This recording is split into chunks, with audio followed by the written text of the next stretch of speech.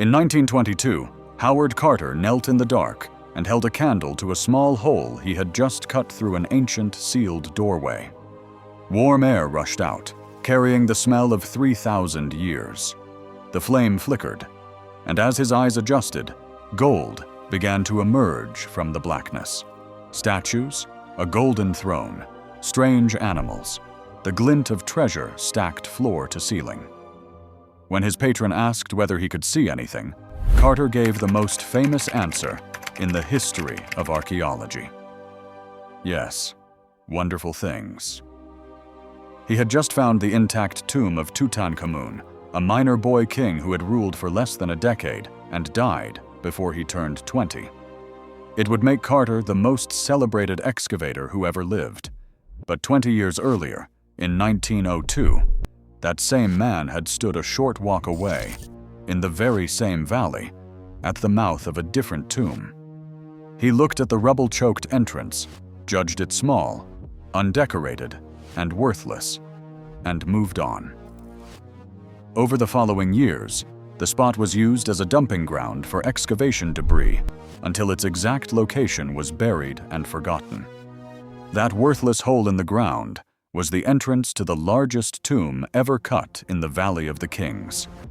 Not a single burial chamber for one king, but a sprawling underground complex with more than 130 rooms, built for the dozens of sons of the most powerful pharaoh Egypt ever produced.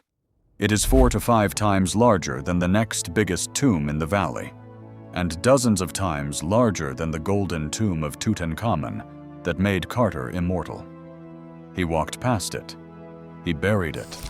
And Howard Carter died in 1939, never knowing it was there.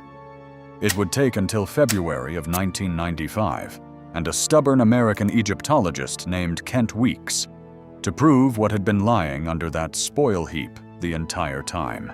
How the most famous archaeologist in history missed the biggest tomb in Egypt is a story about certainty, about what happens when everyone agrees there is nothing left to find.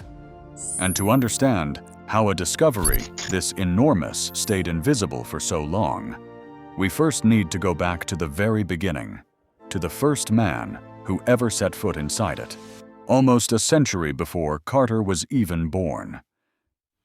His name was James Burton, an English traveler and early surveyor, and in January of 1825, he climbed down into a debris-filled opening that bore the carved name and titles of Ramesses II at its entrance. Burton was not looking for treasure so much as recording what was there. His workmen cut a narrow channel through the first chambers, which were packed nearly solid with hardened flood debris. He pushed through 3 rooms, mapped the first 9 chambers he could reach, and found nothing he considered valuable. Before he left, he did what travelers of his era often did. He scratched his name onto the ceiling. That graffiti is still there today, the signature of the first modern human to enter the tomb, surviving on the stone 2 centuries later. Burton wrote in his notes that the tomb was, in his words, all in a state of ruin, with only small remains of color here and there on ceilings that had collapsed in vast masses. So he sealed it back up in his memory as a dead end and moved on. The tomb received a catalog number, KV5, the 5th tomb recorded in the Valley of the Kings, and then it slipped out of the conversation entirely. Which brings us back to Carter in 1902. By then, the valley was under the control of a wealthy American patron named Theodore Davis, who funded excavations and had a habit of declaring the work finished. Carter, working in the area, re-exposed the doorway of KV5, came to the same conclusion Burton had, and dismissed it. The entrance was small, and the visible chambers were wrecked. Why waste a season digging out flood mud from a tomb that generations had already written off? The debris from nearby work piled up over the entrance, and the precise spot was lost again. The mood of the era is captured perfectly in something Davis himself wrote in 1912. He declared with total confidence that he feared the Valley of the Tombs was now exhausted. Everything worth finding had been found. It is one of the most spectacularly wrong predictions in the history of the field. Davis had reportedly stopped one final dig only a couple of meters short of the staircase that led to Tutankhamun. Carter would prove him wrong in the most dramatic way possible in 1922, just a stone's throw from where KV-5 lay buried. And here is the part that makes the irony almost unbearable. The tomb Carter found, KV-62, sits a short walk from KV-5, roughly 70 meters away, across the valley floor. We covered the sealed doorway and the chamber Egypt still refuses to open in our video on the room behind Tutankhamun's wall, which became the most watched story on this channel, with well over 130,000 of you climbing down into that mystery. But while the entire world fixated on the boy king's gold, the largest royal tomb in Egypt sat in the dark a few dozen paces away, holding the sons of a pharaoh who made Tutankhamun look like a footnote. Nobody was looking, because everybody already knew there was nothing there. Everybody, that is, except one man who refused to accept that the valley was finished. And the reason he started digging in the first place had nothing to do with treasure. It had to do with a road.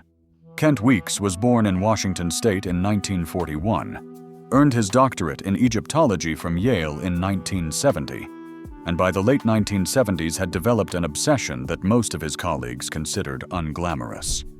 He did not want to find gold. He wanted to make a map, a complete, precise, scientific map of the entire Theban necropolis. Every tomb, every chamber, every corridor in the Valley of the Kings, recorded properly before time, and tourism destroyed it. In 1978, he founded what became the Theban Mapping Project, the first effort of its kind to systematically document the valley. The map is what saved KV-5. In the 1980s, the Egyptian government drew up a plan to widen the road near the valley entrance and build a turnaround for tour buses. The construction zone sat right on top of where Burton's old notes suggested the lost tomb of KV-5 should be. Weeks realized that if the bulldozers came through before anyone relocated the entrance, the tomb might be destroyed without anyone ever knowing what was lost. So his team set out, not to excavate riches, but simply to find the door again and protect it. This is the kind of work that wins no headlines and very little funding. If you have ever felt that the most important discoveries get buried under the loud and the obvious, that the careful people get ignored while the certain people get the credit, then take a second right now to subscribe and turn on notifications, because connecting these forgotten threads is exactly what we do here. And the next part of this story is where everything changes. Using ground survey equipment and patient manual digging, Weeks and his team relocated the entrance to KV-5 around 1987, after roughly a week of searching in the right patch of ground. They had found Carter's worthless hole. What followed was years of grinding, dangerous work clearing hardened flood debris out of the first chambers, one bucket at a time. And as the mud came out, the walls began to speak. Painted reliefs emerged. Inscriptions appeared carrying the names of sons of Ramesses II. This was already more than Burton or Carter had ever seen. But the tomb seemed, at first, to be a fairly standard affair. A pillared hall, a handful of rooms. Impressive but not revolutionary. The largest single chamber any tomb in the valley possessed. Yes, a hall that had once held 16 pillars, but still, on paper, a tomb of modest room count. Then, in February 1995, Weeks turned his attention to a doorway in the back wall of that great pillared hall. It was clogged to the ceiling with debris, and beyond it, the team expected at most a small additional room. What happened when they cleared it is the moment that rewrote the map of the Valley of the Kings. As the fill level dropped, The team crawled forward through the gap into a passage that had not felt human breath in over 3,000 years. And the passage did not end. It ran on, lined with doorway after doorway, past around 20 chambers, leading to a figure carved in high relief at the far end. A statue of Osiris, god of the dead and of resurrection, standing in a recess in the stone, watching over the corridor. Nothing like it existed anywhere else in the valley. But the Osiris corridor was not the end. It was the center. At its far end, 2 more corridors branched off at right angles, forming a great T-shaped junction, and each of those arms was lined with another 20 chambers. The tomb was not a few rooms. It was a labyrinth radiating outward beneath the valley floor. And then came the detail that still has not been fully resolved. At the ends of those corridors, Weeks found stairs and sloping passages that appeared to descend toward even more rooms on a lower level. A level that, to this day, has not been fully entered. If that idea sounds familiar, it should. The pattern of a known structure concealing a deeper, sealed level beneath it is the same haunting question we explored in our video on what lies under Giza, where the record of what was found 30 meters down does not match what the public was later told. Here in Cave 5, the lower level is not denial. It is simply unfinished. The tomb is so large, so fragile, and so choked with debris that as of the most recent counts, only a small fraction of it had ever been cleared. When Weeks announced the find in May of 1995, he chose his words carefully. He described finding a passageway leading past 20 chambers to a statue of Osiris, 2 transverse corridors, each with another 20 chambers, and stairs apparently leading to even more rooms on a lower level. The tomb, he said, could be the largest ever found in Egypt. It became the cover story of Time magazine. The count of rooms tells the whole story of how badly the tomb had been underestimated. Burton, in 1825, recorded about 6. By the time of the 1995 announcement, the figure was around 67. By 1997, it had passed 110. And as of 2006, the project documented at least 130 rooms or chambers, with only about 7% of the tomb cleared. The architecture is so symmetrical that some researchers project the final total could exceed 150. The architecture itself breaks every rule of how a royal tomb was supposed to be built. Most tombs in the valley run in a straight line, driving deeper into the mountain. Cave 5 spreads sideways like the roots of a tree, with chambers sitting beneath other chambers and corridors radiating from that central pillared hall. Strangest of all, 2 of its corridors were cut backward, tunneling underneath the tomb's own entrance and beneath the modern road, heading in the direction of another tomb entirely. Cave 7, the tomb of Ramesses II himself, which sits only about 40 meters away, directly across the valley path. The father on one side of the road, his sons reaching back toward him from the other. There is even a peer-reviewed argument that the builders engineered the tomb to breathe. Researchers studying the strange way the floor levels in one chamber were first lowered and then raised again have argued that the ancient workers were manipulating the airflow, using the cool night air of the desert as a natural ventilation system, so the men digging these deep corridors would not suffocate on dust and stale air. It is an interpretation, not a settled fact, but it points to a level of planning that fits the sheer ambition of the place. So a labyrinth built for the children of a god king. The obvious question is the one Weeks himself must have asked, standing in front of that Osiris statue. Who exactly was buried here, and what did they take into the dark with them? Ramesses II ruled for 66 years, from 1279 to 1213 before the Common Era, an almost impossibly long reign. And he had a family to match. The The standard scholarly genealogy estimates he fathered around 100 children, with somewhere between 48 and 50 sons. KV5 appears to have been conceived as something no other pharaoh ever attempted.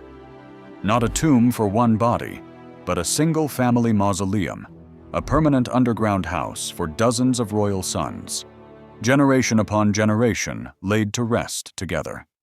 It is the only structure of its kind known from ancient Egypt. The walls confirm it. More than 20 princes are depicted in the reliefs, and in the flood debris of one chamber, the team found fragments of 4 canopic jars, the vessels that held a mummy's preserved organs, each carved with a name. Amun-Herkhepeshef, the firstborn son of Ramesses, and his beloved queen Nefertari, who served as crown prince for around 25 years and died before he could inherit the throne.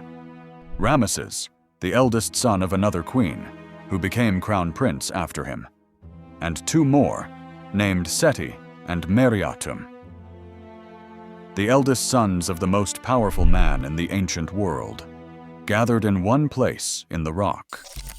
And yet, for all that scale, there is no gold, no glittering hoard, no intact royal mummies, no sealed sarcophagi waiting in the dark. In a pit cut into the floor of one chamber, the team found a single, nearly complete skeleton and the fragments of 3 others, along with 3 skulls. Forensic analysis suggested at least 2 of them were very probably related to Ramesses II, possibly the named sons themselves. But the tomb had been thoroughly stripped in antiquity. Over the 3,000 years since it was sealed, at least 11 separate flash floods had poured tons of debris into the chambers, filling them nearly to the ceiling and destroying much of the painted decoration. Tens of thousands of objects have been recovered, but most are broken and battered. Potsherds, beads, shattered figurines, fragments of inscribed stone.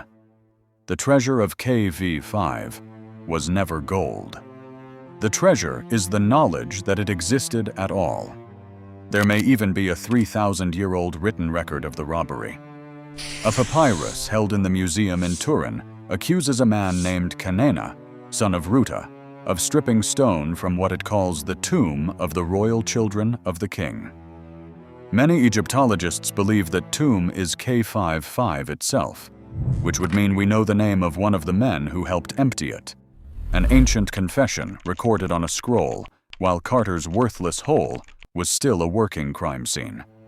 And here is the final twist that ties the whole story back to where it began. After everything, after the rediscovery, the labyrinth, the global headlines, you still cannot visit KV5. It remains closed to the public to this day. It is too low, too fragile, too dangerous, still half buried, still being excavated decades after weeks crawled through that gap. The vibrations from tour buses idling directly above it had already cracked and collapsed several of its ceilings in the 20th century. A modern water line built over the entrance once leaked into it. The largest tomb in Egypt has been found, mapped, and partially explored, and almost no living person has ever stood inside it. Which means that when Howard Carter looked at that rubble-choked entrance in 1902 and turned away, he was not making a foolish mistake by the standards of his time. He was doing exactly what every expert agreed was reasonable. The valley was exhausted. The tomb was wrecked. There was nothing left to find. He was so certain of it that he used the spot as a garbage dump and then walked a few dozen meters away and uncovered the most famous treasure on Earth, and spent the rest of his life believing he had found the valley's last great secret. He was standing on a bigger one the whole time. The largest tomb in Egypt, the family vault of the sons of Ramesses the Great, was directly beneath the rubble he himself had piled up. Carter died in 1939, celebrated, exhausted, and completely unaware. The thing he spent his life searching for was under his feet, and he had buried it with his own hands. Maybe that is the part worth sitting with. Not the gold, and not the labyrinth, but the quiet thought that the greatest discoveries are so often not the things we go looking for. They are the things we are absolutely certain are not there. And somewhere in the Valley of the Kings, beneath a lower level that still has not been entered, the sons of a pharaoh are still waiting to see who finally stops being so sure.